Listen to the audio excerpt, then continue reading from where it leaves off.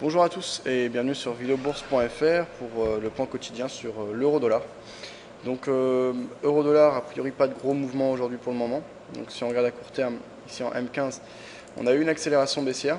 Donc à française, ça s'est observé à 8h30, donc ce matin, avant l'ouverture des marchés européens. Mouvement qui a été entièrement retracé dans l'après-midi avec l'ouverture des marchés US. Et finalement, on en est quasiment au même point que l'ouverture. Donc on voit ici en journalier, on est sur un quasi doji. Donc en journalier, le contexte ne change pas. Ce qu'on peut simplement dire, c'est que donc pour connaître ma position, il suffit de regarder les vidéos de la veille. Ce qu'on peut simplement dire, c'est qu'on a des vendeurs qui ont tenté de prendre en main le marché, d'accélérer, que ça n'a pas été confirmé. Donc les vendeurs sont toujours à force dominante, je pense. Maintenant, ils ont du mal à s'imposer. Il y en a une indécision qui se met en place en ce moment par rapport à l'euro-dollar. Donc dans ce contexte, je garde mon biais baissier avec les mêmes critères qu'hier. En graphique horaire ici, on est toujours pris dans ce biseau. On a eu des vendeurs qui sont revenus tester les plus bas de vendredi, sans parvenir à les casser. Donc on reste compris dans notre range entre les plus bas de la dynamique baissière qu'on observait depuis le 27 octobre, les plus hauts pardon, et les plus bas donc, qui ont été marqués le 17 novembre. Donc pas grand chose à dire de plus, on n'a pas non plus franchi à la hausse la résistance oblique baissière, donc pour le moment pas d'avis particulier et pas de prise de décision. Donc là, on peut avoir différents avis. Moi, j'ai expliqué dans les vidéos précédentes que fondamentalement, j'étais d'avis baissier sur l'euro-dollar. Maintenant, je peux comprendre qu'on soit d'avis haussier. Donc, au niveau des points d'entrée, là, c'est assez simple et ça se resserre. C'est soit pour une prise de position à la vente, je pense, cassure des précédents plus bas, donc de la zone des 1.3420, soit cassure de la résistance oblique baissière. Donc à ce moment-là, ce serait actuellement les 1.3580. Voilà des seuils techniques qui me semblent pertinents donc ici sur l'euro-dollar en 1 heure. Enfin pour finir à court terme, donc ici en 15 minutes, on avait un drapeau, donc un canal de correction contre la tendance de fond. On a cassé à la baisse le support oblique haussier ici. Belle accélération baissière, donc je suppose qu'il y en a qui ont validé des objectifs grâce à ça. On n'a pas parvenu à franchir, on revient tester cette ancienne zone de support. On reste bloqué sous la zone de résistance oblique baissière moyen court terme, comme ça ici en M15. Et donc pour le moment ça ne change pas le contexte de fond. Et on peut repérer un espèce de triangle qui est en train de se mettre en place, ici avec des plus bas de plus en plus haut. Dans un même temps on a donc des plus hauts de plus en plus bas. Donc une zone d'hésitation, moi je reste d'avis moyen long terme baissier. À court terme, il faut attendre le franchissement de seuils techniques importants pour prendre une décision cohérente, je pense. Voilà donc mon avis sur l'euro-dollar. Pas grand chose de plus à dire, c'est rapide aujourd'hui. Je vais simplement jeter un petit coup d'œil aux informations d'ordre fondamental.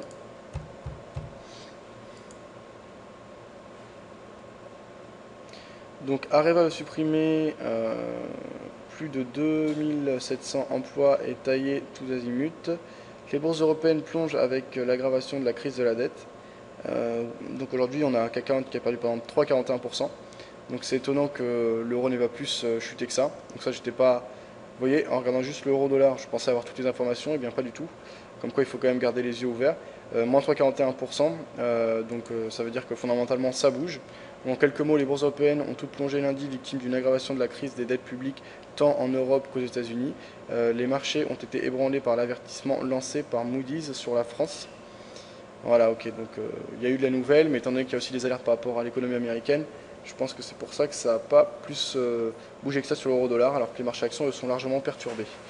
Les marchés ont été ébranlés par l'avertissement de Moody's sur la France. L'agence de notation a estimé que la hausse des taux des obligations françaises et la détérioration des perspectives de croissance risquaient d'affecter négativement l'évaluation de la dette de la France, qui bénéficie de la note maximale AAA. Les bourses européennes ont dévissé encore un peu plus après le fort recul de Wall Street lié aux inquiétudes sur les conséquences de la crise de la dette en zone euro sur les banques américaines et à l'absence d'accord au sein de la supercommission du Congrès chargée de s'attaquer à la dette américaine. L'Eurostoxx 50 a chuté de 3,42%. La bourse de Paris a terminé sous les 2900 points. Parmi les plus fortes baisses, les valeurs bancaires étaient malmenées. Crédit Agricole recule de 5,51%.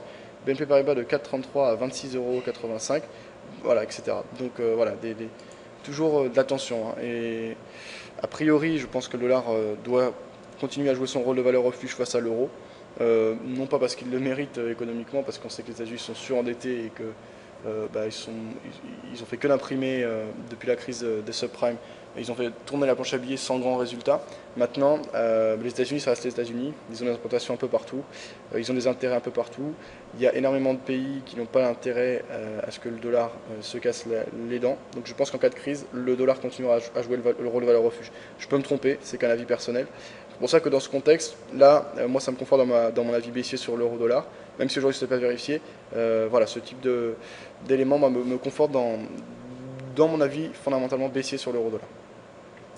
Les USA ont encore le temps de régler leurs problèmes de déficit.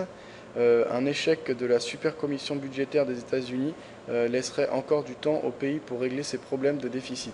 Non seulement parce que les coupes automatiques dans les dépenses ne commencent qu'en 2013, mais... alors, putain, c'est chiant, pardon. Mais aussi parce qu'il emprunte à un coût très bas. Cette instance bipartite de 12 parlementaires était en passe lundi d'abandonner ses travaux destinés à trouver des mesures qui réduiraient le déficit budgétaire, l'État fédéral d'au moins 1200 milliards de dollars cumulés sur 10 ans. La loi dit que, faute de compromis, avant mercredi soir à minuit, le budget sera automatiquement amputé de la même somme au total. Par conséquent, les chiffres étant équivalents, que la supercommission échoue ou réussisse, il est probable que les projections de déficit changent de manière substantielle, révèle Alec Phillips, analyste chez Goldman Sachs. Donc voilà. Alors on va continuer dans les gros titres et dans les grosses informations. Les USA, l'Espagne sans état de grâce, la zone euro cherche son sauveur. Le nouveau gouverneur espagnol issu des urnes dimanche n'a eu droit lundi à aucun état de grâce sur les marchés, toujours très pessimiste à l'égard de la zone euro qui cherche un sauveur face à la dégradation de la situation. Les bourses européennes s'enfoncent dans le rouge. Espagne, une nouvelle banque nationalisée au lendemain des élections. La zone euro cherche son sauveur, l'Espagne sans état de grâce.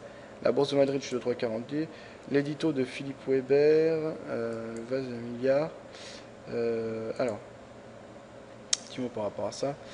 La valse des milliards, un twist très rock'n'roll. Que fait la Réserve fédérale pour éviter à tout prix la déflation aux États-Unis, de l'expansion quantitative, du twist ou beaucoup plus encore, s'il faut, explique Weber, chef économiste chez CRP.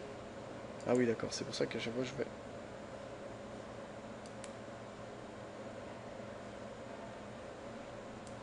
Chez CPR-AM.